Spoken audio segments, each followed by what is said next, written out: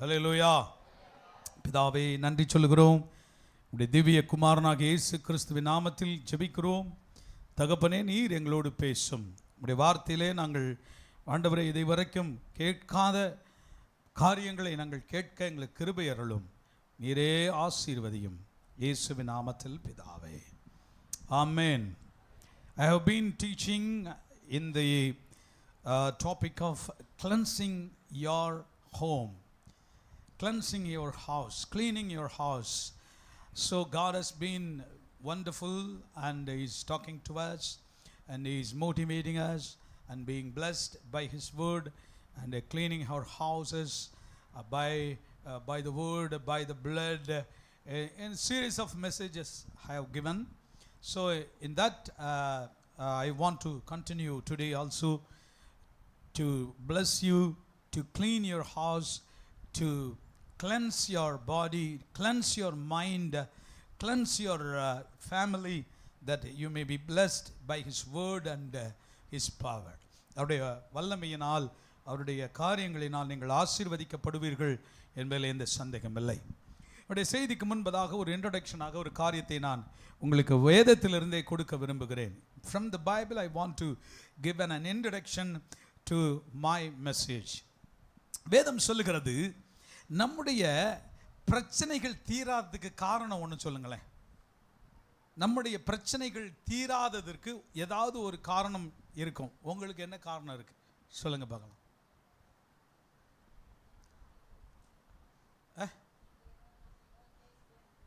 ஏதாவது பேசிக்கிட்டே இருக்கிறதா? ஓகே.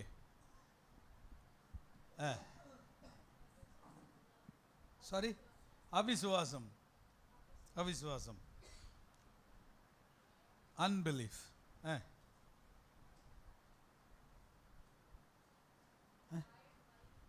பயம், fear, emotions. Is that emotions? அதாவது உள் உணர்வுகள். அம்மா என்ன சொன்னீங்க? ஜெபிக்காதது, prayerlessness. Brothers, open your mouth.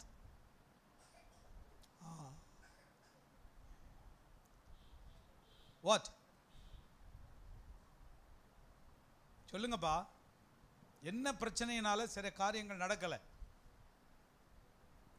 எசேக்கியேல் அதற்கு பதிலை சொல்லுகிறார். அதை மாத்திரம் சொல்லி நான் கர்த்தருடைய வார்த்தையை உங்களுக்கு சொல்ல விரும்புகிறேன். 6ஆம் அதிகாரம் எசேக்கியேல் 6:14 வசனத்தை வாசிக்கலாம். The book of Ezekiel, 6th chapter, 14th verse. நான் என் கையை அவர்களுக்கு விரோதமாக நீட்டி அவர்களுடைய எல்லா வாசஸ்தலங்களுக்கும் உள்ள தேசத்தை அழித்து அதை திப்லாத்தின் வனாந்தரத்தை பார்க்கிலும் அதிகமாய் பாழாக்குவேன். அப்பொழுது நான் கர்த்தர் என்று அறிந்து கொள்ளுவார்கள். உங்களுக்கு புரியுதா அந்த வசனம்? Unless until I desolate, I destroy their land, then they will come to know I am the Lord and God.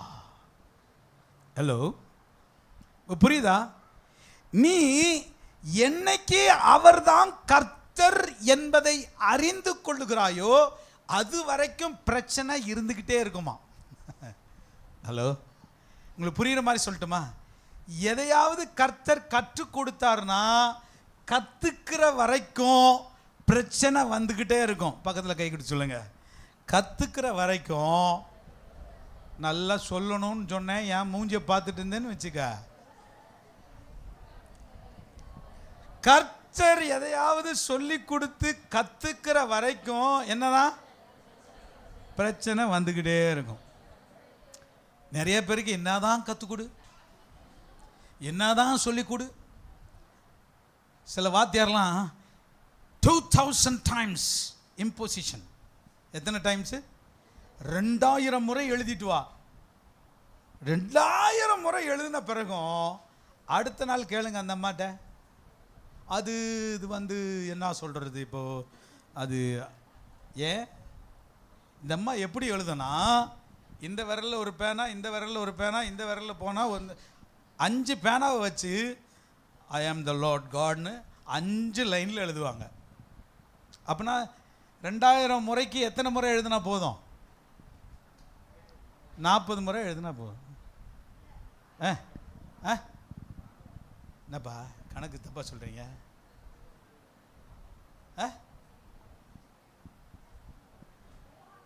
400 times நான் சொன்னேனே, நீங்க புரிஞ்சுக்க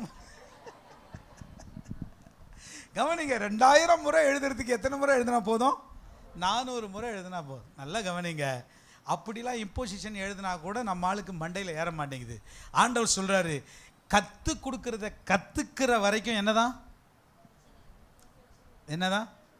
கற்றுக் கொடுக்கறத கற்றுக்கிற வரைக்கும் நீ கற்றுக்கிட்டனா, நீ புரிஞ்சுக்கிட்டனா, நீ ஆண்டவருடைய வார்த்தையை கேட்டு காதுக்குள்ள வாங்கிட்டனா என்னதான் நடக்கும்?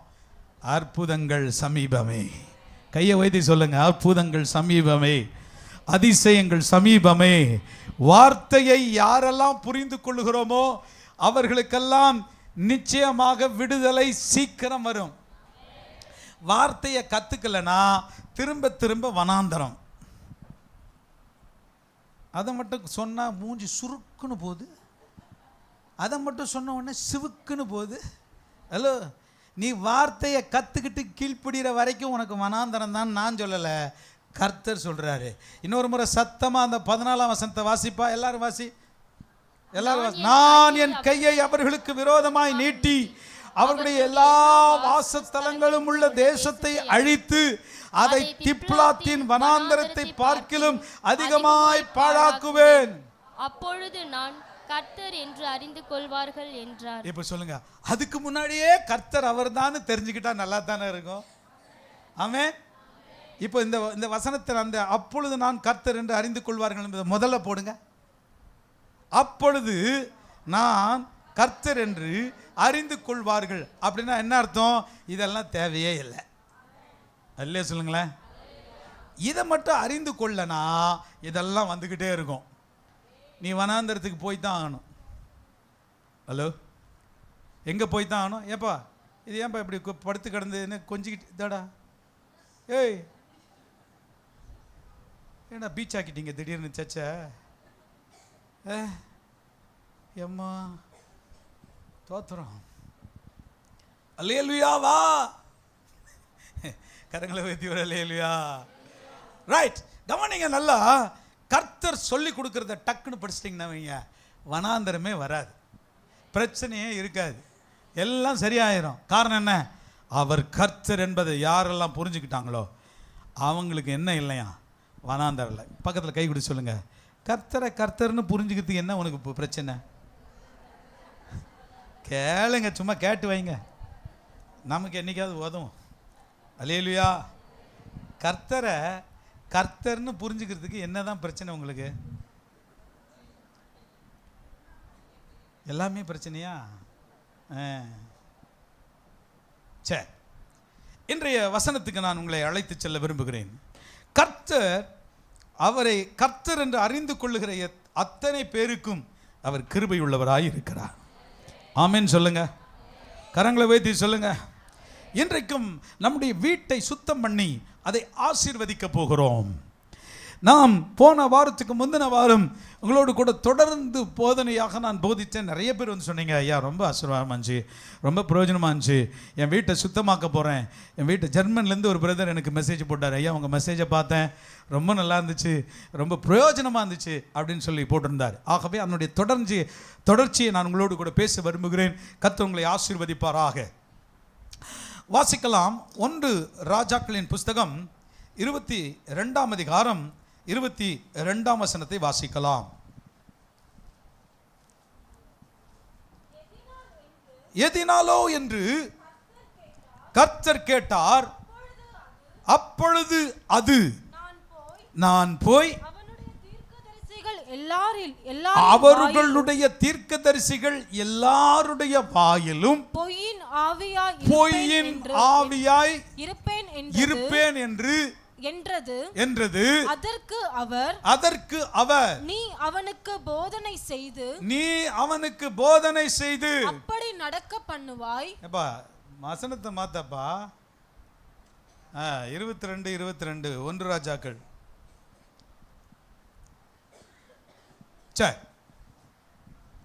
இருப்பேன் என்று அப்படி நடக்க பண்ணுவாய், போய் அப்படியே செய் என்றார். Right, listen. இன்றைக்கு உங்களோடு கூட நம் வாழ்க்கையிலே குறுக்கிடுகிற அல்லது நம்மை தீட்டுப்படுத்துகிற, எல்லாம் இங்க கவனிக்கணும், இங்க கவனி, நம்மை தீட்டுப்படுத்துகிற, நம்மை கெடுக்க நினைக்கிற ஒரு ஆவியை குறித்து தான் உங்களோடு கூட பேச விரும்புகிறேன். அது என்ன ஆவி? பொய்யின் ஆவி.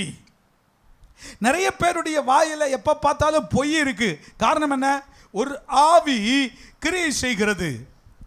பொய் அநேகரை தீட்டுப்படுத்துகிறது, அநேகருடைய குடும்பங்களை கெடுக்கிறது, அநேகருடைய குடும்பங்களை நாசப்படுத்துகிறது. இந்த பொய்யின் ஆவியை விரட்டி இன்னைக்கு அடிக்க போறோம்.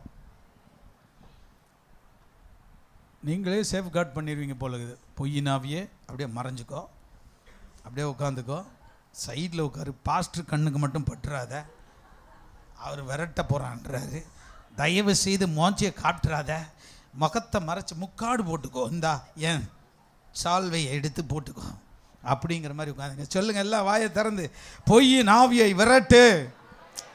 அல்லேலூயா. பொய்யின் ஆவி எப்படி வரும்? நான் வேகமாக போகணும், ஏன்னா நான் மெசேஜை முடிக்கணும், வேகமாக போகிறேன். கவனிங்க, பொய்யான ஆவி எப்படி வருது? 1வது வசனத்தை வாசிங்கப்பா. அதே அதிகாரத்தில் 1வது வசனம்.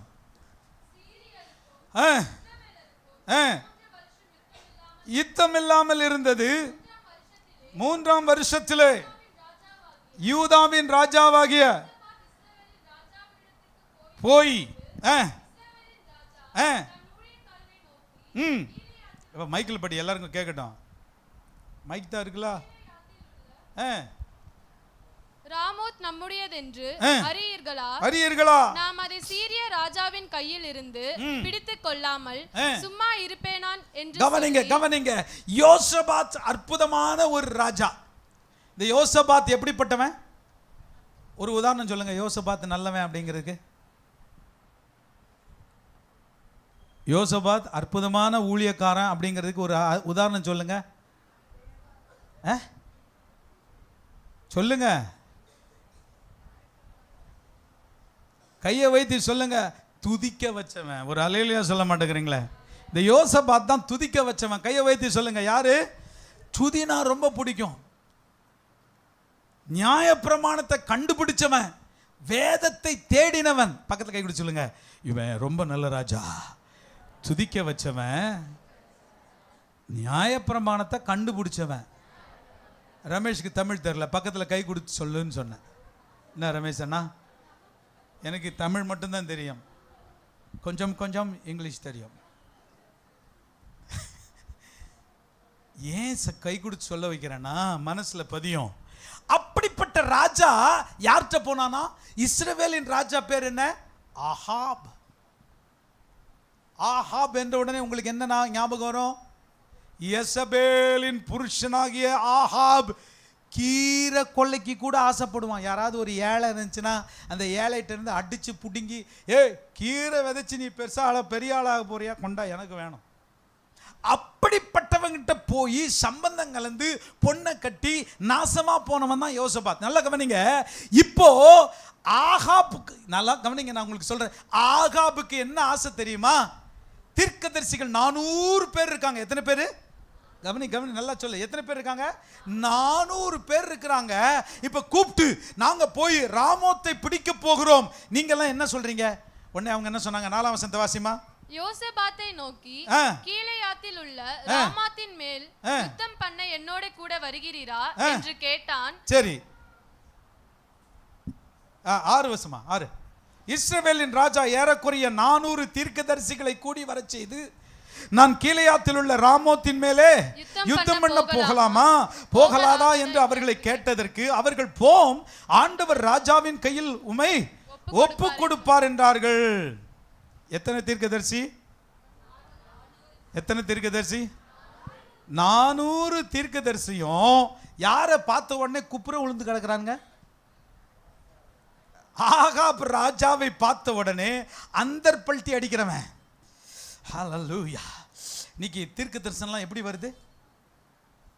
இன்னைக்கு தீர்க்க தரிசனம்லாம் எப்படி வருது?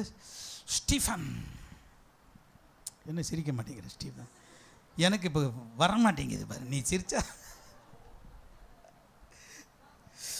கர்த்தர் உன்னை வாலாக்காமல் தலையா, யோ அது பைபிள் இருக்குதியா? வாலாக்காமல் தலையாக்குவாருங்கிறது என்னது? சரி, ஒருவேளை கர்த்தர் அதை உணர்த்தினார், ஓகே. ஆனால் இன்னைக்கு இருக்கிற தீர்க்கதரிசனம்லாம் எப்படி எப்படி உண்மை சொல்ல மாட்டான், உண்மையை சொல்ல மாட்டான். அப்படிதான் 400 பேர் சொல்றான், நீர் போம், ராமோத்தை கர்த்தர் உன் கையில் கொடுப்பா. ஹலோ, இப்போ உடனே யோசபாத்து கேட்கிறான், தேசத்திலே உண்மையை பேசுகிற வேறு யாராவது இருக்காங்களா? எந்த தீர்க்கதரிசி வந்தாங்க? மிகாயா வந்தான். மிகாயாவை கூட்டு வந்து தீர்க்க தரிசனம் உரைத்த போது 13ஆம் வசனமா, மிகாயாவை அழைக்க போன ஆள் அவனுடன் பேசி, இதோ தீர்க்கதரிசிகளுடைய வார்த்தைகள் ஏகவாக்காய் ராஜாவுக்கு நன்மையா இருக்கிறது. உம்முடைய வார்த்தையும் அவர்களில் ஒருவர் வார்த்தையை போல இருக்கும்படி சொல்லும் என்றான். மிகாயா வந்த உடனே சொல்ற, யோ 400 பேர் என்ன சொல்லியிருக்கான்? நீ நல்லா இருப்ப, நீ மகிழ்ச்சியா இருப்ப, நீ சந்தோஷமா இருப்ப, வெற்றி மேல வெற்றி கிடைக்கும் உனக்கு அப்படின்னு சொல்லியிருக்கான். அதே மாதிரி நீயும் சொல்லு. ஹலோ, வாங்கிறது எல்லாத்தையும் வாங்கிறது, நீங்க எல்லாம் கொடுக்கறது. நல்லா கவனிங்க. நான் பார்த்து சொல்றேன், இந்த பிசாசு இப்படிதான் வாங்குறதே. உன்னுடைய எல்லா சந்தோஷத்தையும் வாங்குறதே, உன்னுடைய சமாதானத்தை வாங்குறது. நீயும் போய் என்ன பண்ணுவ? கொடுத்துட்டு வர்றதே, அவங்ககிட்ட போய் எல்லாத்தையும் கொடுத்துட்டு வர்றதே. ஊழியக்காரன் வந்து நல்ல தீர்க்கதரிசனம் சொல்றா, அவனை மாதிரியே சொல்றதே, நல்லா சொல்றதே. இப்படி இருந்தா நான் என்ன பண்ணிட்டோம்? கவனிங்க. இப்போ மிகாயா வந்த உடனே சொல்றாரு, எல்லாம் நல்லா சொல்லியிருக்கான். என்னது? ராமோத்தை நீ பிடித்து கொண்டு வருவாய், ஆகவே நீயும் என்ன செய்? ஏய் பேசப்பா, அதே மாதிரியே சொல்லு. உடனே அவனும் பயந்துக்கிட்டு, 400 பேர் சொன்னா சும்மா இருக்குமா? இவனும் பயந்து, நீ போயிட்டு வா, வெற்றி நமதே, விடுதலை சத்தியம், வெற்றி நிச்சயம், விடுதலை சத்தியம். ஓஹோ, ஹலோ, என்ன சொன்னானா? 400 பேர் இந்த மாதிரி சொல்லியிருக்கான், நீயும் என்னதான் சொல்லு. நம்ம ஜனம் வருது சபைக்கு வந்தோன்னு, வாரமெல்லாம் நாங்கள் கஷ்டப்பட்டு வரோம், வேலை செஞ்சுட்டு வரோம், ஏதோ பிரச்சனையில் வரோம். 4 வார்த்தை நல்ல வார்த்தை சொல்ல மாட்டீங்களா? என்ன வார்த்தை சொல்ல மாட்டீங்களா? ஒரு ஆசிரியர், இவருக்கு என்ன ஒரு துட்டா காசா துக்கானியா?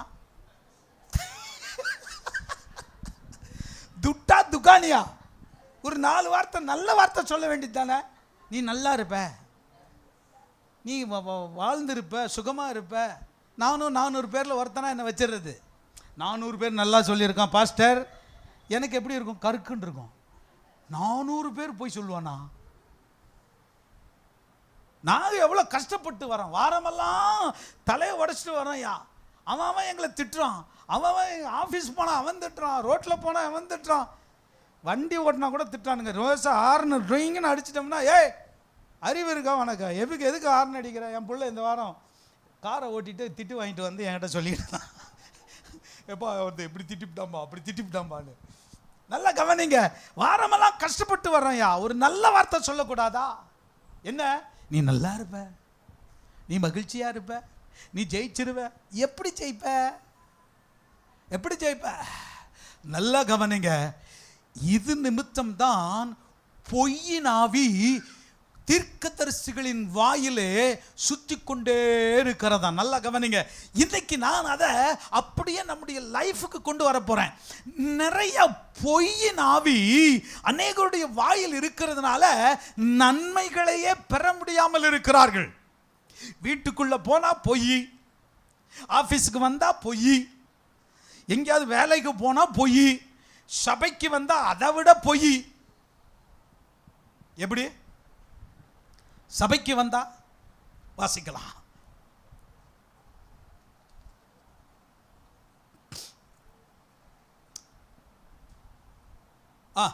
அப்போஸ்தலர் நடவடிக்கைகள் 5ஆம் அதிகாரம் 1ஆம் வசனத்தை வாசிக்கலாம். அனனியா என்னும் பேருள்ள ஒருவனும் அவனுடைய மனைவியாகிய சப்பீராளும் தங்கள் காணியாட்சியிலே விற்றார்கள். தன் மனைவி அறிய அவன் கிரயத்திலே ஒரு பங்கை வஞ்சித்து வைத்து ஒரு பங்கை கொண்டு வந்து அப்போஸ்தலருடைய பாதத்திலே வைத்தான். வாசி. பேதுரு அவனை நோக்கி, அனனியாவே, நிலத்தின் கிரயத்தில் ஒரு பங்கை வஞ்சித்து வைத்து பரிசுத்த ஆவியினிடத்தில் பொய் சொல்லும்படி சாத்தான் உன் இருதயத்தை நிரப்பினது என்ன? போதும். சம்பவம் நமக்கு நல்லா தெரியும். சபை பிறந்த உடனே ஒரு நியாய தீர்ப்பு வந்தது என்று சொன்னால் எதுல தான்? சபை உருவாக்கப்பட்ட உடனே ஒரு நியாய தீர்ப்பு வந்தது எதுல தான்? இந்த சம்பவம் தான். இந்த சம்பவம் எதில பேஸ் பண்ணி இருக்கு?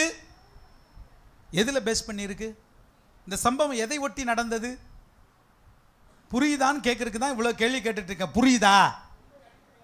உண்மையை அடிப்படையா கொண்டு, இன்னும் கொஞ்சம் உடைச்சு சொல்லுங்க பிரதர்.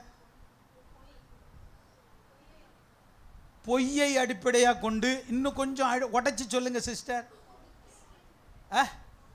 காது கேட்கலையான்னு கேட்குறாங்க. கேட்கலையே. தசம பாகத்தை யாரோ சொன்னீங்களே, எதை கொண்டு தசம பாகத்தை எதை கொண்டு? பேசுங்க. தசம் பாகம். நான் என்ன பண்ணிட்டோம்? பைபிள் ஃபுல்லா தசம் பாகம் தான் எழுதிக்குது. ஹலோ, எதை அடிப்படையாக கொண்டு? உண்மையை. எதை அடிப்படையாக கொண்டு? பொய்யை. எதை அடிப்படையாக கொண்டு? தசம பாகத்தை. எதை அடிப்படையாக கொண்டு? கொடுப்பதை. எப்பா உங்ககிட்ட தானே இருந்துச்சு? ஆமா. எவ்வளோக்கு வித்த? இவ்வளோக்கு வித்த. அதுல ஒரு பாகத்தை எதுக்கு வஞ்சிச்சு வச்ச? ஹலோ, ஏப்பா எவ்வளோ சம்பளம் வாங்கின? இவ்வளோ சம்பளம் வாங்கினேன். அதில் எவ்வளோ தசம் பாகம்? இவ்வளோ தசம் பாகம். அதில் எதுக்கு ஒரு பாகத்தை நீ பிடிச்ச? அது நான் சொல்லிட்டா பொய்யின் ஆவி. என்ன ஆவி? ஆமாம், இந்த தம்பிங்களாவது என்ன சப்போர்ட் பண்ணுறானுங்க. பொய்யின் ஆவி. என்ன ஆவி? பொய்யாவி. கொஞ்சம் கொஞ்சமாக குறைஞ்சிக்கிட்டே வருது பாருங்க. இப்போ கேட்போம், என்ன ஆவி? போய் ஆவி. லிசன், பொய்யின் ஆவி. நல்லா கவனிங்க ஐயா. கர்த்தர் கொஞ்சமா சம்பளம் கொடுக்கும்போது உண்மையா இருந்தோம். நிறைய சம்பளம் கொடுத்தா பாதி உனக்கு பாதி எனக்கு. எதுல? தசம பாகத்தில். தசம் பாகத்தை போடுறோம். திடீர்னு ஏதோ ஒரு வாரத்தில் சாப்பாடு போடுறோன்னு வை, ஒரு இட்லி போடுறோன்னு வைங்களேன். தசம்பாகத்திலேருந்து எடுத்து இவர் 500 ரூபாய்க்கு இட்லி வாங்கி ஜனங்களுக்கு அப்படியே கொடுப்பார். சரி, இட்லி வேண்டாம், எல்லாம் நம்ம ஆளுங்க வாங்குறாங்க, பூரின்றுவோம். என்ன வாங்கி? என்ன பூரி வாங்கி கொடுப்பார். நல்ல வேளை நான் பூரி வாங்கி கொடுக்கல, என்ன சொல்லன்னு நினச்சிக்கிட்டு இருக்காரு அவர். நீ தசம பாகத்தை எடுத்து இட்லியும் பூரியும் போடுறதுக்கு நீ யாரு? பாஸ்டர் நான் இல்லை பாஸ்டர்ன்றீங்களா? நல்ல கவனிங்க. எதிலே வஞ்சிக்கிறோம்? எதிலே பொய் சொல்லுகிறோம்? எதிலே தேவனை ஏமாற்றுகிறோம்? நல்ல கவனிங்க. இந்த பொய்யின் ஆவி உனக்குள்ள பாரு. உதாரத்துவத்துக்காக நான் சொல்லிக்கிட்டு இருக்கேன். நல்ல சபை உதாரத்துவமாய் கொடுக்க கற்றுக்கொள்ள வேண்டும், ஆசீர்வதிக்கப்பட வேண்டும். உங்களுடைய குடும்பத்தில் உள்ள சகல அசுத்த வல்லமைகளும் நீங்க வேண்டும் என்பதற்காக உங்களுக்கு சொல்லித்தர. நல்ல கவனிங்க. பொய்யின் ஆவி, பொய்யின் ஆவி உன்னை விட்டு விலக வேண்டுமானால் கர்த்தர் என்று சொல்லுகிறதை அப்படியே கேட்டுக்கொண்டே வா. சொல்லுங்க, வஞ்சித்து வைத்ததை. எல்லாம் சொல்லுங்க, என்னது? வஞ்சித்து வைத்ததை என்ன செய்யணுமா? சொல்லுங்க, வஞ்சித்து வைத்ததை என்ன செய்யணுமா? தேவனுக்கு நல்லா தெரியும். கையை வைத்து சொல்லுங்க, தேவனுக்கு நல்லா தெரியும். தேவனுக்கு நல்லா தெரியும். வாயை திறந்து சொல்லுங்க, தேவனுக்கு நல்லா தெரியும். ஆமென். கரங்களை வைத்து சொல்லுங்க, ஆமென். ஹல்லேலூயா. கேட்கல எனக்கு. ஹல்லேலூயா, ஹல்லேலூயா. பொய்யின் ஆவி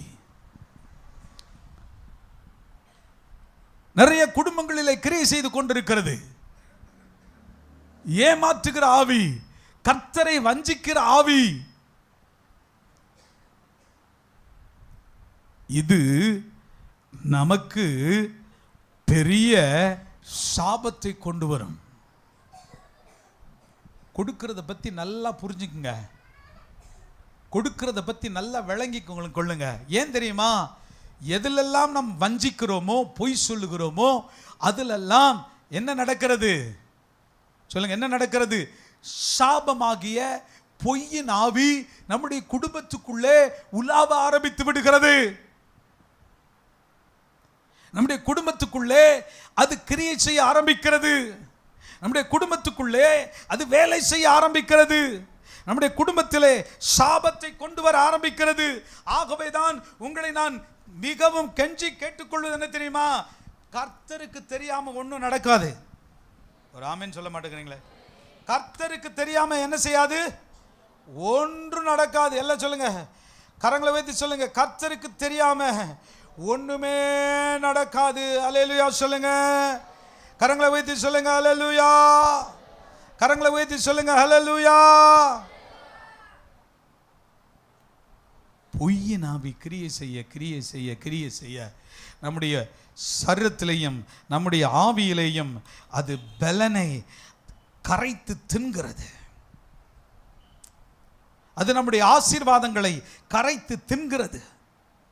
அது நம்முடைய குடும்ப வாழ்வை கரைத்து தின்கிறது. இன்னைக்கு நான் உங்களை பார்த்து சொல்ல விரும்புகிறேன், இந்த காரியத்தில் நிச்சயமான மாற்றம் வரணும். ஆமென் சொல்லுங்க, ஆமென் சொல்லுங்க, கையை வைத்து சொல்லுங்க. நான் சிலரெல்லாம் பார்த்துக்கிட்டே இருக்கேன். ஒருத்தர் கேட்டேன், ஒரு குடும்பத்தில் நிறைய பேர் இருக்காங்க, 3 பேரை ஒரே நாளில் சந்திக்க நேர்ந்தது. தம்பி ஏன்பா சர்ச்சுக்கு வரல? உடம்பு சரியில்லை பாஸ்டர். அப்படியா? நானும் ரொம்ப கரிசனையோட. அப்படியா? சரி சரி. அடுத்த ஆளை கேட்குறேன், ஏன்பா? அதே குடும்பத்தில் உள்ள அடுத்த ஆள், ஏன்பா ஏன்பா சர்ச்சு? அவருக்கு கொஞ்ச நேரம் யோசிச்சுட்டு தான் சொல்ல, நீ ஒரு சாவு பாஸ்டர். 3வது ஆள் அன்றைக்கே சந்திக்க நேர்ந்தது. அவர்கிட்ட கேட்டேன், ஏன்பா இன்னைக்கு சபைக்கு வரல? ஐயோ இன்னைக்கு ஊருக்கு போயிட்டோம் பாஸ்டர். இதில் எது உண்மையாக இருக்குன்றீங்க? அடுத்த வாரம் எது உண்மையாச்சு தெரியுமா? மொத்த பெருசுக்கு. நல்லா கவனிங்க. இன்னைக்கு பொய்யின் ஆவி எப்படிலாம் கிரியை செய்து பாருங்க. ஜனங்களுக்குள்ள சபைக்கு வராததுக்கு சாக்கு போக்கு சொல்லுகிறது. ஒருத்தன் எனக்கு வேலைங்கிறான், ஒருத்தன் சாவுங்கிறான், இன்னொருத்தன் என்ன செய்யறான், உடம்பு முடியலங்கிறான். ஒரே குடும்பத்தில் உள்ளவங்க. நான் சொல்றேன், இது உங்களுக்கு சாபமாய் வருமா வராதா? என்ன சொல்ல மாட்டேங்கிறீங்க? என்ன பாஸ்டர் சாபம் போடுறீங்க? நான் போடுவேன். ஏன்னா எசேக்கியேல் சொல்றாரு, நீ திருந்துகிற வரை, நீ கர்த்தர் இவர் என்று அறிகிற வரை உன் தேசம் பாழாகும். இன்னைக்கு அவர் கர்த்தர் என்று அறிந்து கொள்வாயானால், நல்ல கவனிங்க. என்னுடைய நண்பர் ஒருவர் தன்னுடைய சபைக்கு ஏசி போட்டு கொண்டிருக்கிறார். அப்போ அவர்கிட்ட நான் பேசும்போது சொன்னார், அவருடைய விசுவாசி ஒரு எலக்ட்ரிஷியன், அவர் தான் ஏசியெல்லாம் ஏசி மெக்கானிக், ஏசியெல்லாம் மாட்டிக்கிட்டு இருக்கார். அப்போ திடீர்னு இந்த ஏசி, அவர் வந்து இந்த சென்ட்ரலைஸ்ட் ஏசி போடுறாரு. வெளியே பெரிய பெரிய அந்த இது இருக்கும், அது அங்கேருந்து அந்த ஏசியினுடைய காற்று உள்ளே வரும். அப்போ அந்த சந்தை மூடுறதுக்கு கிரில் விற்கிறாங்க. கிரில், அந்த கிரில்லு இவர் அதில் கிரில்லாம் போட்டு மறைச்சிருங்கப்பா அப்படின்னு சொல்லி அது கேட்டால், அந்த கிரில் மாத்திரம் 1,80,000 இவருக்கு ஒன்றுமே புரியல. என்னப்பா சொல்கிற, ஏசி ரேட்டுக்கே கிரில்ல சொல்கிறியே என்று சொல்லி உடனே இவர் வந்து ஆன்லைனில் நல்லா அவருக்கு அறிவு உண்டு, ஆன்லைனில் அடித்து பார்த்தாரு. ஆன்லைனில் பார்த்தா டோட்டலாகவே 12,000 வருது. அவர் மொத்த ஸ்கொயர் ஃபீட்டு எல்லாமே போட்டு அளவு பார்த்து எல்லாம் போட்டு எடுத்து அவருக்கு கொட்டேஷன் அனுப்ப சொன்னார். வெறும் 12,000 ரூபாய் அந்த கிரில்லுக்கு வருது. உடனே இவர் என்ன பண்ணுறதுன்னு தெரில. என்னடா இது விசுவாசி இப்படி மாட்டிக்கிச்சேன் நம்மக்கிட்ட, என்ன பண்ணுறதுன்னு தெரியலையேன்னு இவருக்கு சொல்ல முடியலை. ஒன்றும் பண்ணார், அவன் அனுப்பிச்சா கொட்டேஷனையே அப்படியே இவருக்கு அமிச்சார். எப்படி இருந்திருக்கும் யோசித்து பாருங்கள். காசு வரவும் வாங்கவும் வரவில்லை, சபைக்கும் வரவில்லை. சர்ச்சிலேயே கமிஷன் அடித்தா எப்படியா ஐயா? சபைக்குள்ளேயே சபை கொடுக்கிற வேலையிலேயே நான் இங்கே சொல்லலை அங்கே சொல்ல, சபைக்குள்ளேயே உண்மையற்ற நிலைமை இருக்குமானால் நீ எப்படி ஆசீர்வதிக்கப்படுவாய்? காணிக்கையில உண்மை இல்லை, கர்த்தருக்கு வர்றதுல உண்மை இல்லை, ஊழியம் செய்யறதுல உண்மை இல்லை. வனாந்திரம் மாறுமா? வனாந்திரம் விலகுமா? வனாந்திரம் செழிப்பாகுமா? ஆண்டவர் சொல்றாரு, நான் கர்த்தர் என்று நீ அறிந்து கொள்ளும் வரை வனாந்திரம் வனாந்தரமாகவே இருக்கும்.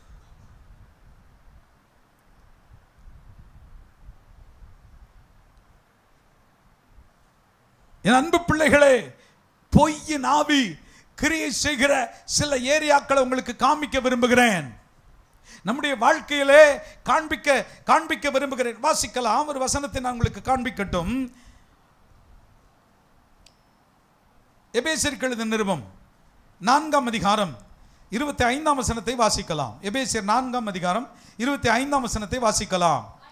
அன்றியும் நாம் ஒருவருக்கொருவர் அவயவங்களாய் இருக்கிறபடியினால் பொய்யை களைந்து அவனவன் பிறனுடனே மெய்யை பேச கடவன். கையை வைத்து சொல்லுங்க, நாம் அவயவங்களாய் இருக்கிறோம். கையை வைத்து சொல்லுங்க, நாம் யாராய் இருக்கிறோம்? அவயவங்களாய் இருக்கிறோம். நல்ல கவனிங்க. முதல் அவயவம் எங்க? கிறிஸ்துவின் சரீரத்தில். எல்லாம் சொல்லுங்க, எங்க இருக்கிறோம் அவயவமா? கிறிஸ்துவின். எல்லா பிள்ளைங்களாம் சொல்லுங்க, தம்பிகள் அவனை எழுப்பி விடுப்பான். இந்த பக்கம் வா, என்னை பார்த்து உட்காரு, அப்போதான் நீங்கள் சொல்லுவீங்க.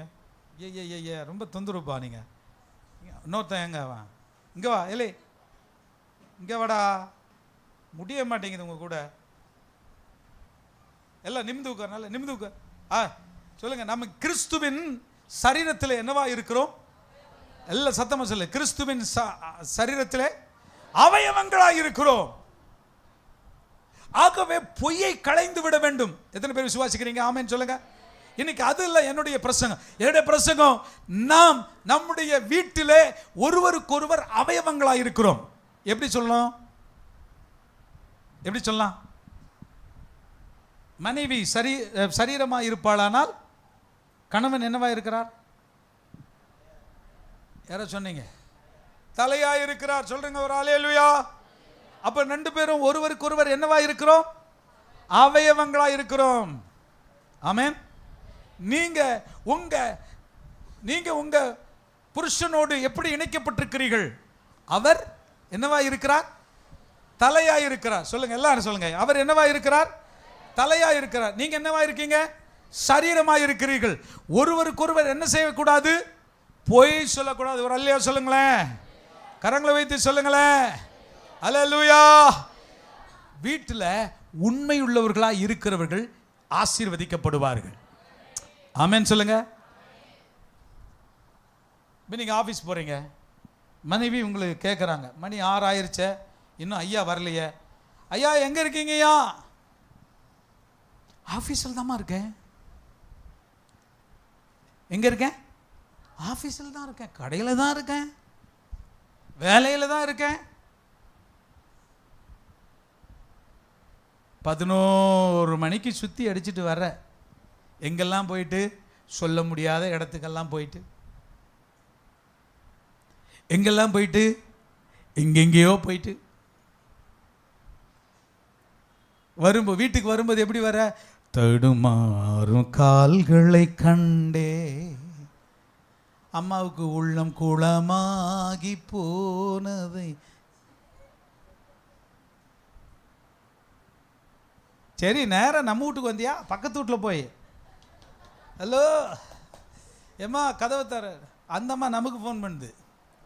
சார் என்ன சார் இங்கே வந்து நிற்கிறீங்க? அந்தம்மா ஃபோன் பண்ணி, அம்மா உங்கள் வீட்டுக்காரு கதவு நம்பர் தப்பாக புரிஞ்சுக்கிட்டு இங்கே வந்து கதவை தட்டிக்கிட்டு இருக்காரு. ஹலோ,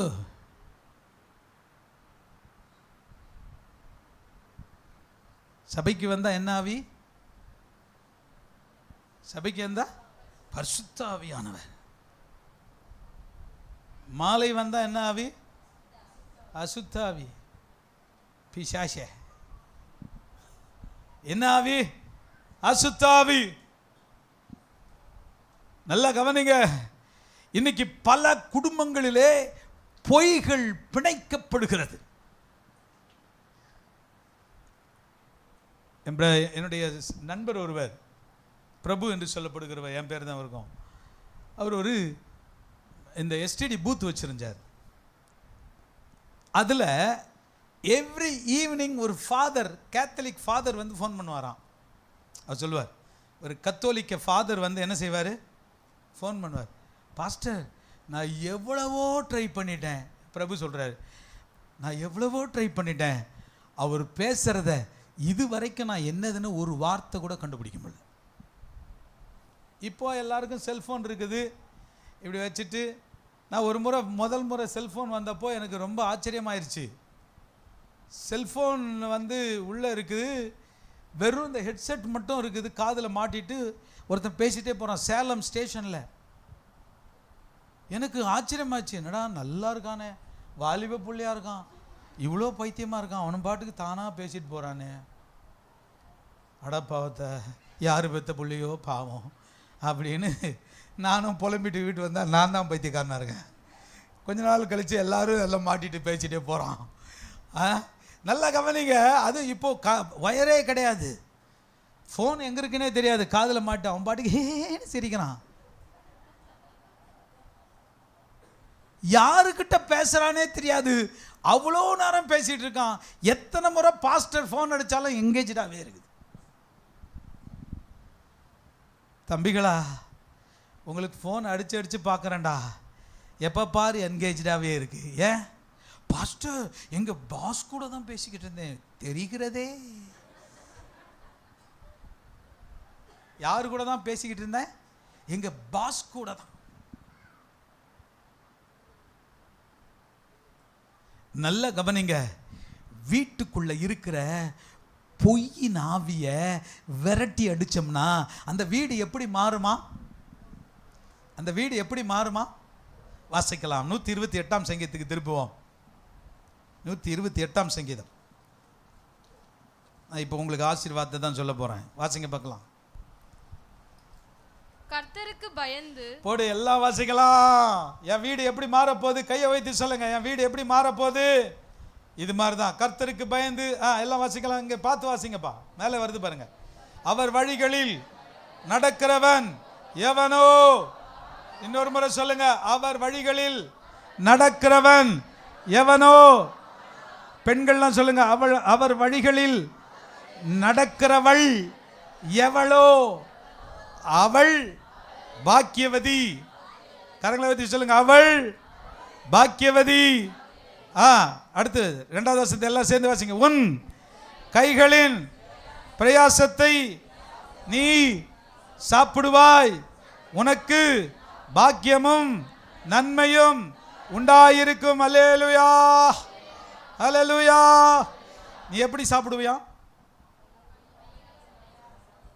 10 ரூபா சம்பாதிச்சா 100 ரூபா வேலை நடக்கும். ஆமேன்னு சொல்ல மாட்டேங்கிறீங்க? 10 ரூபா கையில் வச்சுட்டு எத்தனை ரூபா வேலை முடியும்? எத்தனை ரூபா? 100 ரூபா. எப்படி? கர்த்தருக்கு பயந்து. முன்னாடி வசந்த போடு. அவர் வழிகளில் நடக்கிறவன் எவனோ. உங்க பேரை போடுங்க. எவனோங்கிற இடத்துல யார் பேரு? ஆபிரகாம், பிரபு, ஸ்டீஃபன், அப்புறம் யாரு? நீங்களே சொல்லுங்கப்பா, எல்லாரும் உங்க பேரை சத்தமா சொல்லுங்க. ஏய் அவ்வளோ சத்தமாக சொல்லாங்க, காது கிழியுது, கொஞ்சம் குறைச்சி. அவ்வளோ சத்தமாக சொல்லுங்க. எங்கள் பேர் தெரியாதான், பேர் தெரியாமல் 3வது வசனம் போடு, சீக்கிரம் சீக்கிரம். உன் மனைவி உன் வீட்டோரங்களில் கனி தரும் திராட்சை கொடியை போல் இருப்பாள், உன் பிள்ளைகள் உன் பந்தியை சுற்றிலும் ஒலிவ மர கன்றுகளைப் போல் இருப்பார்கள். ஒரு அல்லேலூயா. கரங்களை வைத்து சொல்லுங்க. உன் மனைவி எப்படி இருப்பாளாம்? என்னப்பா? வீட்டோரம் கனி தரும் திராட்சை கொடியை போல் இருப்பாள். ஆனால் சில வீட்டில் சில வீட்டுக்காரம்மா எப்படி இருக்காங்க? நெருஞ்சில் முல்லை போலவும் சீம கருவேலை மரத்தை போலவும் இருப்பாள். சுருக்கு சுருக்குன்னு குத்துனா என்ன பண்றது? ஹலோ, நறுக்கு நறுக்குன்னு கொட்டுனா நாங்கள் எப்படி தான் தாங்கிறது இந்த தலை? சிலர் பேசுறதே அப்படி தான் இருக்குது. எப்படி இருக்குது? சுருக்கு சுருக்குன்னு இருக்கும். ஏம்மா இந்த பேண்ட் ஷர்ட் எனக்கு நல்லா இருக்கு, போட்டாலும் அப்படியே இவர் அழக, என்ன அழக, அப்படியே இவர் நடந்து வந்தால் அப்படியே பட்டக்கு பட்டக்குன்னு அந்த இந்த என்னது என்ன செருப்பு அது, அவாய் செருப்பை போட்டுக்கின்னு பட்டக்கு பட்டக்குன்னு நடந்து இது மாதிரி எவ்வளோ சேர் அடிச்சுக்குது பாரு. அப்படியே ஒரு ட்ரெஸ்ஸை நெருஞ்சில் முல்லை போலவும் சொல்லுங்கய்யா, சீம கருவேல மரத்தை போலவும் கூர்மையாயிருப்பாள். வேதம் சொல்லுது, உன் மனைவி உன் வீட்டோரங்களில் எப்படி இருப்பாளா? சொல்லுங்க, எப்படி இருப்பாளா? நல்ல சத்தமா சொல்லுங்க சகோதரிகள், சொல்லுங்க, எப்படி இருப்பாளா? திராட்சை ரசம் எதற்கு சமம் தெரியுமா? மகிழ்ச்சிக்கும் சந்தோஷத்துக்கும் சமமாய் வேதத்தில் சொல்லப்பட்டிருக்கு. அல்லேலூயா. எப்படி சொல்லட்டுமா? இன்னும் கொஞ்சம் உங்களுக்கு புரியுற மாதிரி சொல்லுவோம். உங்கள் முகத்தை பார்த்தாலே எங்களுக்கு சோகமெல்லாம் போயிடணும். எப்படிங்க? உங்கள் முகத்தை பார்த்தா சோகம் போகுமா வருமா? மனுஷன் பயந்து உள்ள வரான். எப்படி வராரு மனுஷன்? வரும்போதே பயந்து. அப்படி தான் ஒரு அம்மா புருஷன்ட்ட சொல்லிச்சு, ஐயா நான் இன்னைக்கு எங்கள் அப்பா வீட்டுக்கு போகிறேன்னொன்னே, அப்படியாம்மா சரின்னு பாக்கெட்டில் இருக்கிற காசெல்லாம் எடுத்துக்கிட்டு கொடுத்துட்டு அவரை அந்த அம்மாவை அனுப்பிவிட்டு வீட்டில் இவர் ஒரே டான்ஸ். ஐயோ பயங்கர, என் பொண்டாட்டி எங்கே போயிட்டா? ஊருக்கு போயிட்டான். அந்த அம்மா கர்ச்சிப்பை மறந்து விட்டு போயிடுச்சுன்னு திரும்பி வந்துச்சு பாருங்க. இவன் டான்ஸ் ஆடிக்கிட்டு இருக்கான், டிங்கி டிக்கி டிங்கி. எப்படி இருந்திருக்கும் யோசித்து பாருங்க. Tour cancel. என்ன கேன்சல்? ஆமாம். உன் மனைவி எப்படிப்பட்டவங்கம்மா? உங்கள் முகத்தை பார்த்தாலே உங்கள் வீட்டுக்காருக்கு என்ன வரணும்? ஒரு நம்பிக்கை வரணும், ஒரு சந்தோஷம் வரணும், ஒரு மகிழ்ச்சி வரணும். என்ன திராட்சை ரசத்தை யாருக்கு கொடுப்பாங்க? முதல்ல அந்த காலத்தில் யார் சாப்பிட்டாங்களாம்? ராஜாக்களின் போஜனம். அல்லேலூயா சொல்லுங்க, கரங்களை வைத்து சொல்லுங்க ஆமென். உங்கள் முகத்தை பார்த்தாலே எங்களுக்கு ஒரு நம்பிக்கை வரணும். என் வீடு எப்படிப்பட்ட வீடு? என் வீட்டை சுற்றிலும் என்ன இருக்கிறது? திராட்சை கொடி, அது படர்ந்து இருக்கிறது. அன்புக்கு சமம் திராட்சை கொடி. எதற்கு சமம் சொல்லுங்க? அன்புக்கு சமம். அல்லேலூயா. உங்கள் வார்த்தைகள் எங்கள் காயங்களை ஆற்றக்கூடியதாக இருக்கணும். ஒரு அல்லேலூயா சொல்லுங்களேன், ஒரு அல்லேலூயா சொல்லுங்களேன், கரங்களை வைத்து சொல்லுங்களேன். உங்கள் முகத்தை பார்த்தாலே எங்களுக்கு எப்படி வரணும்? சந்தோஷம் வரணும். ஒரு வீட்டுக்கு போயிருந்தேன், ஒரு அம்மாவும் ஐயாவும் பேசிக்கிறாங்க. ஐயா ஏதாவது இப்படி ஆரம்பித்த உடனே, அப்படி இல்லைப்பா நீ சும்மா இரு. என்னப்பா அது? அப்படி இல்லைப்பா சும்மா இரு. அவர் என்கிட்ட வந்து சொல்கிறாரு, என்னை ஒரு முதியோர் இல்லத்திலையாவது சேர்த்துருங்களேன் ஐயா. எதில் சேர்த்துருங்க? என்னை ஒரு முதியோர் இல்லத்திலையாவது சேர்த்துருங்களேன், நான் கொஞ்சம் நிம்மதியாவது இருப்பேன். வீட்டில் இருக்கிற பொய் நாவி ஓட்டுங்க, கணவனோடு உண்மையா இருங்க, மனைவியோடு உண்மையா இருங்க, எல்லாவற்றையும் ஓப்பனா பேசுங்க, ஓப்பனா செய்யுங்க.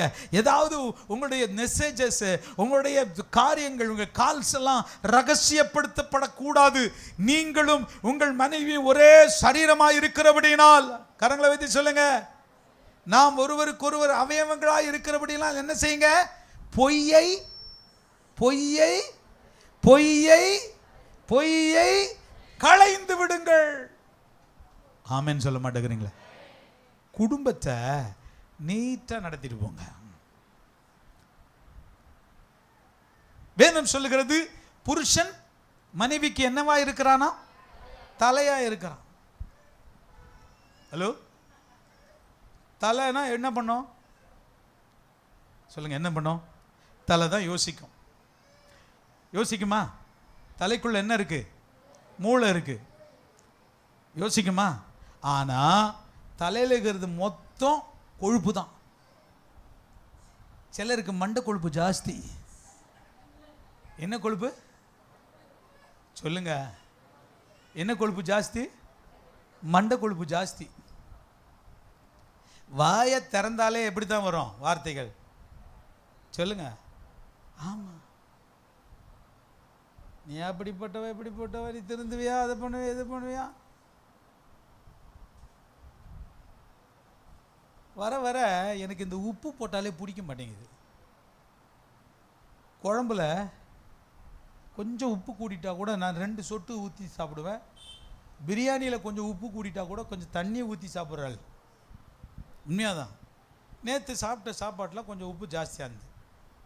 நான் என் மனைவிட்ட சொன்னேன், என்னப்பா கொஞ்சம் உப்பு ஜாஸ்தியாக இருக்குமா? அவ்வளோதான். கேளுங்க, இங்கே தான் இருக்காங்க, அவங்க முன்னாடி தான் நான் சொல்கிறேன். என்ன ஆயிடுச்சு? கொஞ்சம் உப்பு ஒரு வார்த்தையும் சொல்லலை, ஒரு வார்த்தையும் நான் பேசவே இல்லை. கொஞ்சம் உப்பு ஜாஸ்தி.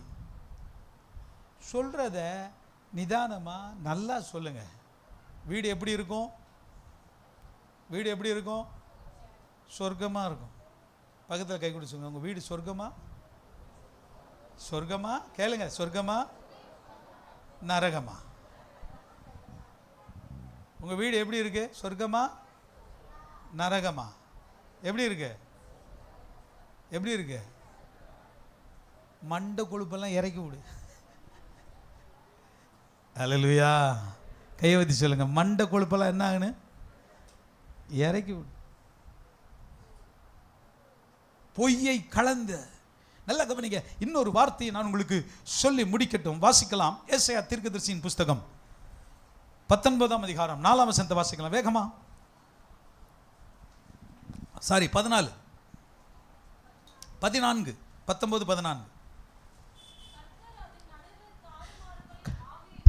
கர்த்தர் அது நடுவில் தாறுமாறுகளின் ஆவியை வரப்பண்ணினார். ஆனது கொண்டு வெறியன் வாந்தி பண்ணி தள்ளாடி திரிகிறது போல அவர்கள் எகிப்தை அதன் எல்லா செய்கைகளிலும் தள்ளாடி திரிய பண்ணுங்க. நல்ல கவனிங்க. தாறுமாறின் ஆவி, ஒழுக்க கேட்டின் ஆவி, the spirit of perversion. இன்னைக்கு தாறுமாறா பேசுற பிள்ளைகளை பார்த்துருக்கேன் நான். அப்பா ஒரு வார்த்தை தெரியாம எதாவது சொல்லிட்டோம், ஐயா உனக்கு என்ன தெரியும்? எப்படி? அப்பா தெரியாம ஒரு வார்த்தை சொல்லிருட்டுமே,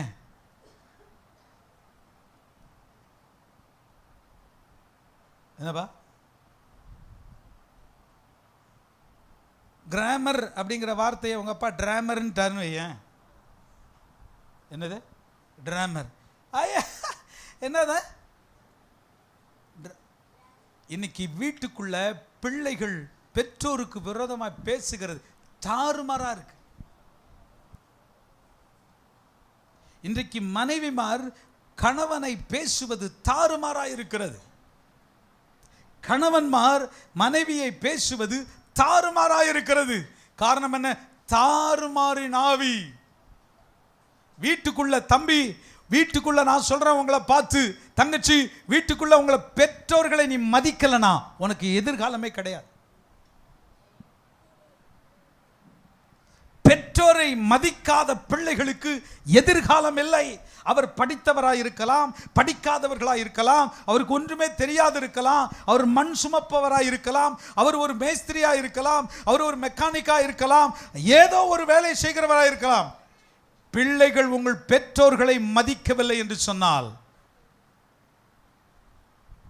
புரிஞ்சுக்குங்க, வீட்டுக்குள்ள தாறுமாறான ஆவி வந்து நிரம்பி இருக்கிறது.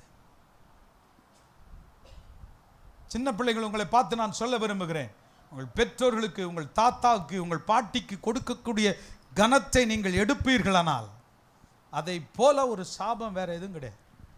உங்கள் அப்பாவுக்கு ஒன்றும் தெரியாமல் இருக்கலாம், ஆனால் அவருக்கு கொடுக்க வேண்டிய கனத்தை கொடுக்க வேண்டும். சொல்லுங்க ஆமே. மனைவிமார் உங்கள் கணவர்களை மதிக்க வேண்டும். கணவன்மார்கள் உங்கள் மனைவியை மரியாதையோடு பேச வேண்டும்.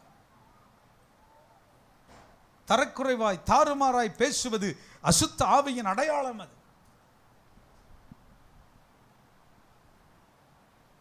ஒவ்வொன்றுக்கும் ஒரு ஒழுக்கம் இருக்கிறது.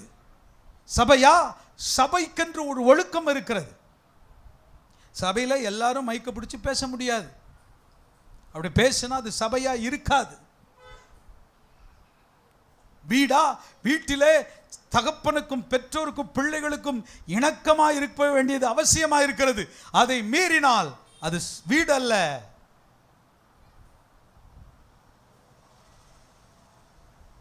சபையிலே ஆளுகையை கர்த்தர் வைத்திருக்கிறார்.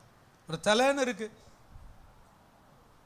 எதுக்கு பாஸ்டர்னு ஒருத்தர் வச்சிருக்கார்? மெய்ப்பர்னு யாரும் வச்சிருக்காங்க? பாஸ்டர்னா என்ன அர்த்தம் சொல்லுங்க? மெய்ப்பன். உமது கோலும் உமது தடியும் என்னை தேற்றும். சொல்லுங்க ஒரு ஆமென். மெய்ப்பன் கோலையும் வச்சிருப்பான், தடியும் வச்சிருப்பான். கோல் எதுக்கு?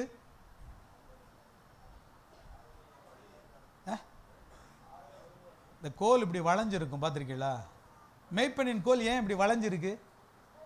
மேலே பிடிச்சிக்கிறதுக்குன்றீங்களா?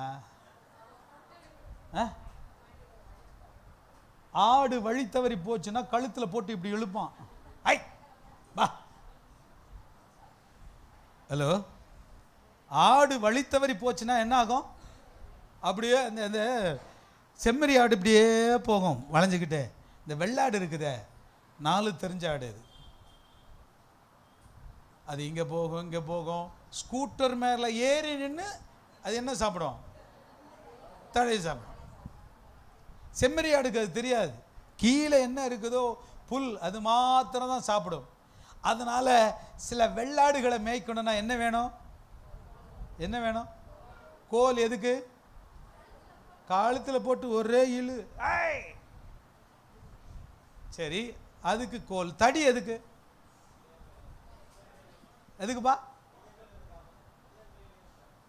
புரியல, நீங்க சொல்றது கொஞ்சம் தெளிவு. மிருகங்கள்ல இருந்து காப்பாத்துறதுக்கு அது மட்டும் பெரிய தடி இங்க தொங்கும். ஒரு மேய்ப்பனுடைய சைடில் அது தொங்கும். அது எதிரிகளிடத்திலிருந்து ஆடுகளை காப்பாற்ற. அதனாலதான் சங்கீதக்காரன் சொல்றார், உமது கோலும் உமது தடியும் என்னை தேற்றும். ஆமென். கோல் எனக்கு, தடி யாருக்கு? எதிரிக்கு. ஒரு அல்லையா சொல்லுங்க.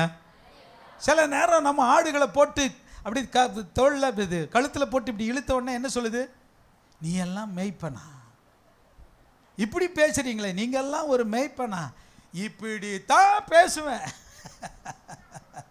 ஒரு அல்லையா சொல்லுங்களேன். ஏன்னா நம்ம நல்வழிப்படுத்துறதுக்காக தான் மேய்ப்பன்.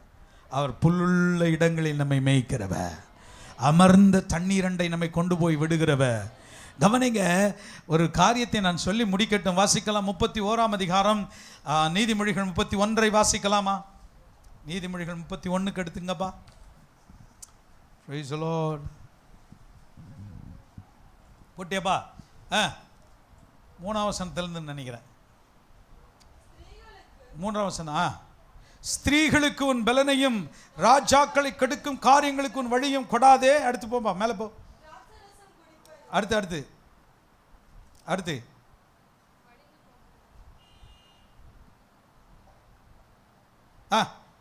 10.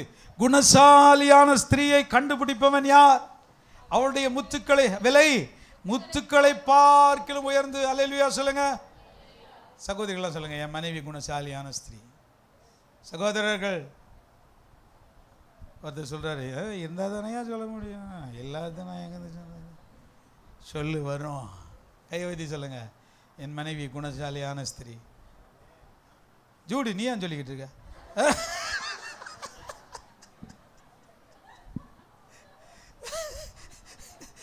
கை வைத்தி எல்லாரும், கணவன் வரலாம், கை வைத்தி சொல்லு, என் மனைவி குணசாலியான ஸ்திரீ. அவருடைய விலை என்ன விலை? என்ன விலை? என்ன விலை? நீ தானே வாங்கிக்கிட்டு கட்டிட்டு வந்த, அதுதான் வர மாட்டேங்குது வாயில். வரும்போது எவ்வளோ வாங்கின? எவ்வளோ வாங்கினீங்க? 101. அது என்னது? இது 101 என்னது? சவரம். அதனால தான் விலை என்னன்னு கேட்டால் தெரிய மாட்டேங்குது. விலை நான் எவ்வளோ வாங்கினேன்? விலை கொடுக்குறது வாங்குறது. அவருடைய விலை முத்துக்களை பார்க்கலும் உயர்ந்தது. டக்கு டக்குன்னு வாசிப்பா. அவள் புருஷனுடைய இருதயம் அவளை நம்பும், அவன் சம்பத்து குறையாது. அல்லேலூயா. ஒரு நல்ல உங்களுடைய மனைவி குறித்து அருமையான ஒரு கோட் சொல்லப்பட்டிருக்கு. வாசிமா. அவள் உயிரோடு இருக்கிற நாளெல்லாம் அவனுக்கு தீமை அல்ல. சகோதரி எல்லாம் சொல்லுங்க, அவனுக்கு தீமை அல்ல. கையை வைத்து சொல்லுங்க, தீமை அல்ல, நன்மையே செய்கிறாள். அல்லேலூயா. ஆட்டு மயிரையும் சணலையும் தேடி தன் கைகளினால் உற்சாகத்தோடு வேலை செய்கிறாள். ரபானா சந்தரபா. அல்லேலூயா. சொல்லுங்க ஆமென். வேலை இருக்கா வீட்டில்? கர்த்தரை தூச்சிட்டே செய்யுங்க. ஆமென் சொல்லுங்க. சமைக்கிற வேலை இருக்குது, வேற என்ன வேலை? துணி துவைக்கிற வேலை இருக்குது. இந்த பையன் அப்படியே கழட்டி விட்டு அப்படியே போயிட்டு இருப்பான். அது எடுத்து கூட மாற்றுறதில்லை சில பிள்ளைங்க. ஹலோ தம்பிகார், உங்கள் துணியை நானே துவைச்சிக்கிறேன்னு சொல்கிறேன், கையை வைத்து பார்க்கலாம். அப்படியா? கையை தட்டு உனக்கு. நீ தானா ஹாஸ்டல்லையா? வாட்ச்மேனா? வாஷிங் மிஷினில் போடுறதெல்லாம் பெருசாக சொல்லிக்கிட்டு இருக்காங்க. சரி. ஆட்டு மயிரி சணலையும் தேடி தன் கைகளினால் உற்சாகத்தோடு வேலை செய்கிறாள். அவள் வியாபார கப்பலை போல் இருக்கிறாள். தூரத்திலிருந்து தன் ஆகாரத்தை கொண்டு வருகிறாள். சொல்லுங்க ஆமென். இங்கே பாருங்க, இதெல்லாம் வாசித்து முடிச்சோடனே உங்களுக்கு சொல்கிறேன். இருட்டோட எழுந்து தன் வீட்டாருக்கு ஆகாரம் கொடுத்து தன் வேலைக்காரிகளுக்கு படி அளக்கிறாள். வாசிங்கப்பா. அடுத்து, ஒரு வயலை விசாரித்து அதை வாங்குகிறாள். தன் கைகளின் சம்பாத்தியத்தினால் திராட்சை தோட்டத்தை நாட்டுகிறாள். தன்னை பலத்தால் இடை கட்டி கொண்டு தன் கைகளை பலப்படுத்துகிறாள். தன் வியாபாரம் பிரயோஜனம் உள்ளது என்று அறிந்திருக்கிறாள். இரவிலே அவள் விளக்கு அணையாதிருக்கும். தன் கைகளை இரட்டினால் வைக்கிறாள். அவள் விரல்கள் கதிரை பிடிக்கும். சிறுமியானவளுக்கு தன் கையை திறந்து ஏழைகளுக்கு தன் கரங்களை நீட்டுகிறாள். தன் வீட்டார் அனைவருக்கும் இரட்டைப்புற உடுப்பு இருக்கிறபடியால் தன் வீட்டார் நிமித்த குளிருக்கு பயப்படாள். வாசி. ரத்தின கம்பளங்களை தனக்கு உண்டு பண்ணுகிறாள். மெல்லிய புடவையும் ரத்தாம்பரமும் அவள் உடுப்பு. அவள் புருஷன் தேசத்து புருஷன் எங்க உட்கார்ந்துருக்கான்?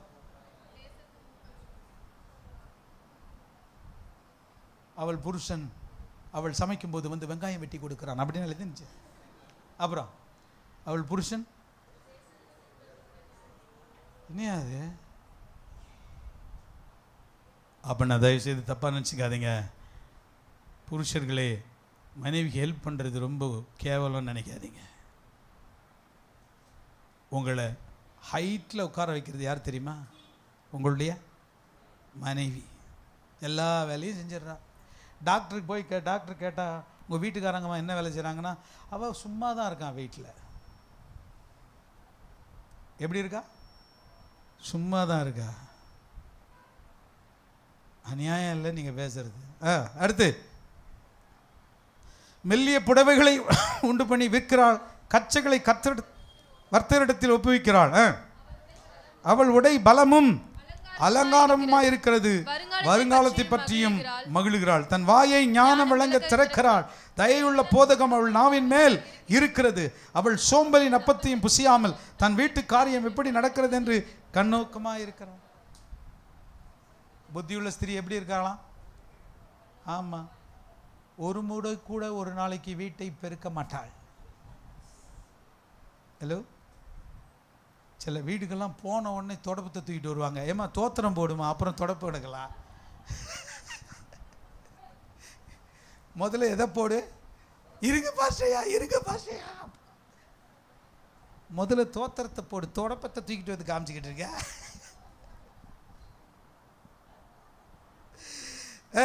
பாக்கியவதி என்கிறார்கள். பிள்ளைகள் எழும்பி அவளை என்ன சொல்கிறார்கள்? பாக்கியம். அவள் புருஷனும் அவளை பார்த்து, அநேகம் பெண்கள் குலசாலிகளாய் இருந்ததுண்டு, நீயோ அவர்கள் எல்லாருக்கும் மேற்பட்டவள் என்று அவளை புகழுகிறான். சௌந்தரியம் வஞ்சனை உள்ளது. போதும்பா. கர்த்தருக்கு பயப்படுகிற ஸ்திரியே புகழப்படுவாள். ஒரு அல்லையா சொல்லுங்க. சரி, இப்போ நான் புருஷன்லாம் கேட்க போறேன். அந்த வசனத்தை போடுப்பா. 28. அவள் புருஷன், அவள் பிள்ளைகள் என்பிய பாக்கியவதி என்கிறார்கள். என்னப்பா ஒன்னா போடியா? 29. 3 கொண்டு நீ சொல்லுங்க எல்லாரும். பிரதர்ஸ் எல்லாம் சொல்லுங்க. எட்டி பார்த்து சொல்லுங்க. பிரதர் பாஸ்டர்மா, அநேக குணசாலியான ஸ்திரீகளை கண்டதுண்டு, ஆனால் அவர் நீயோ அவர்கள் எல்லாருக்கும் மேற்பட்டவள். உங்க வைஃபை பார்த்து சொல்லுங்கய்யா. வாய் வர